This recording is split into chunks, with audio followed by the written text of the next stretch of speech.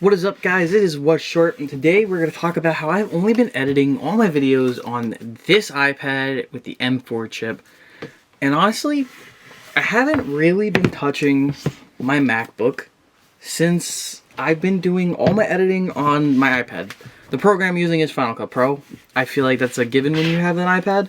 So I feel like with the keyboard on this iPad screen, it really makes it kind of easy to edit on this. I use the Apple Pencil somewhat, but not as much as I thought I would when editing. But honestly, I've edited my last couple of YouTube videos with this iPad, even my TikToks. And honestly, I'm probably going to edit this video on this iPad too. And I feel like I'm just more prone to using this. I travel a lot and I'm out and about more.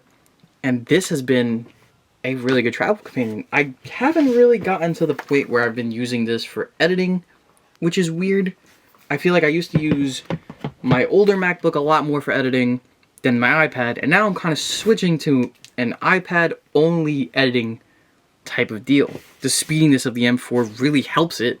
I feel like if you have an M1 chip in your iPads, because I know those also exist, I'm sure you guys probably feel the same way I do, is that editing on this is good. Obviously, there's some editing stuff that you can't do on the iPad version that has to be done on the MacBook, but I'm mostly doing YouTube videos on this, and I feel like this has been a very good editing tool for me to make YouTube content and shorts and reels and all that good stuff on the iPad only. But yeah, my take on this has been pretty good. I really enjoy the iPad. I think you would also enjoy editing on the iPad if you have one and you want to try it out. I feel like this is a really good opportunity to do that. Now, as always, you don't have to get the 13-inch. There's a smaller one of the iPad Pro with the M4, and I'm sure they're going to make M4s into newer lines of iPads later down the road, and you can probably wait for those. But for now, I think this has been my only editor tool, and I'm probably going to keep using it to edit my videos for next year as well.